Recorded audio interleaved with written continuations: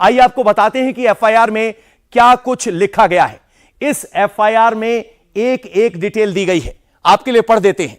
13 मई की सुबह करीब 9 बजे मैं सीएम आवास पर पहुंची, कैंप ऑफिस में, जिसका एड्रेस है Delhi 6 Flagstaff Road, Civil Lines, Delhi. ये पहुंची।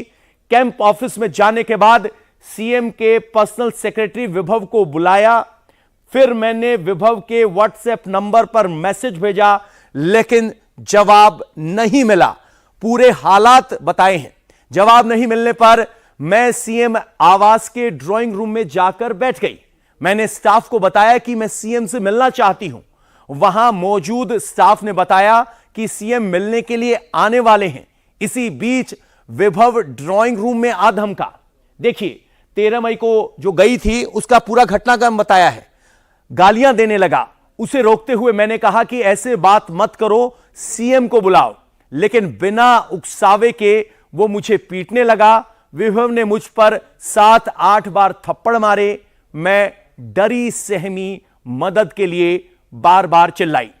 उसने मेरे शर्ट को फाड़ने की कोशिश की। मेरे शर्ट का बटन टूट गया, शर्ट फट गई। विभव ने सेंट्रल टेबल पर मेरे सिर को पटका, मेरी छाती पर मुक्का मारा। मेरे पेट और कमर के निचले हिस्से में पैरों से मारा गया। मैं बार बार कह रही थी कि मैं पीरियड्स में हूं, मुझे बहुत दर्द हो रहा है। मैं बहुत दर्द में थी और विभव को रोकने की कोशिश कर रही थी। मैं सदमे में थी और 112 नंबर पर कॉल की। विभव ने मुझे धमकी दी और कहा कि तुम मेरा कुछ नहीं बिगाड़ सकते हो। मैं दर्द में थी। मैं सीएम आवास से निकल बाहर जमीन पर बैठ गई क्योंकि मैं दर्द में थी। मैं सिविल लाइंस थाने पहुंची और दर्द में एसएचओ को सारी घटना के बारे में बताया। मेरे हाथ, पैर और पेट में दर्द हो रहा था। ये जो मैंने पढ़ा है, ये स्वाति मालीवाल ने अपनी शिकायत में पुलिस को लिख कर दिया है, जिसके आधार पर यह एफआईआर दर्ज की गई है। स्वाति मालीवाल के स्टेटमेंट पर विभव कुमार पर एफआईआर दर्ज हो गई है।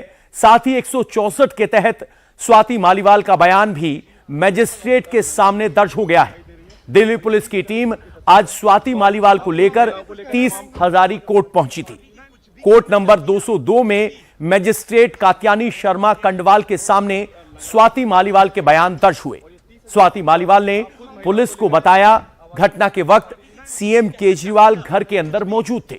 वो ड्राइंग रूम तक गई और वहां केजरीवाल का इंतजार करने लगी। इसी बीच उनका पीए विभव आया और स्वाति को गालियां देने लगा और बिना किसी प्रोवोकेशन के थप्पड़ मारा और मारता रहा। इस दौरान स्वाति मालीवाल उससे छोड़ देने की अपील करती रही, लेकिन विभव उन्हें लगातार मारता रहा और भद्दी भद्दी गालियां देता रहा। साथ ही देख लेने और निपटा देने की धमकी भी देता रहा। स्वाति मालीवाल के मुताबिक विभव कुमार ने उन्हें छाती पर मारा, चेहरे पर मारा, पेट पर मारा और शरीर के निचले हिस्से में मारा। इस दौरान वो दर्द की शिकायत भी कर रही थी। बावजूद इसके विभव नहीं रुका और पीटता रहा, जिसके बाद वो भागकर बाहर आई और फिर पुलिस को फोन किया, जिसका कॉल रिकॉर्ड पुलिस के पास है। धारा 164 के तहत बयान दर्ज करवाने का सीधा मतलब यह है कि यह पुलिस के सामने दिया गया बयान नहीं, बल्कि यह मजिस्ट्रेट के सामने दिया गया बयान है, जिससे किसी दबाव में भी पलटा नहीं जा सकता। दिल्ली पुलिस ने स्वाति मालीवाल के स्टेटमेंट पर अलग अलग 4 धाराओं में केस दर्ज हुआ है, जिसमें 2 ऐसी धाराएं हैं जो गैर जमानती हैं और उसमें 5 से 7 साल की सख्त सजा का प्रावधान है। इस धारा के तहत 354 भी शामिल है। यह धारा सेक्सुअल हैरेसमेंट के मामले में लगाया जाता है। इसमें 5 साल तक सजा का प्रावधान है। इसके अलावा धारा 323 भी लगाई गई है, जिसमें किसी पर जानबूझकर अटैक करना शामिल है। इसमें 1 साल की सजा का प्रावधान है और यह बेलेबल है, यानी बेल मिल सकती है। वहीं सेक्शन 509 के तहत, जिसमें अधिकतम 3 साल की सजा का प्रावधान है, इसके अलावा सेक्शन 506 भी लगाया गया है, जिसमें अधिकतम 7 साल की सजा का प्रावधान है और यह गैर जमानती अपराध में लगाया जाने वाला सेक्शन है, यानी 2 जमानती और 2 गैर जमानती वारंट या कहें कि धाराएं लगाई गई हैं।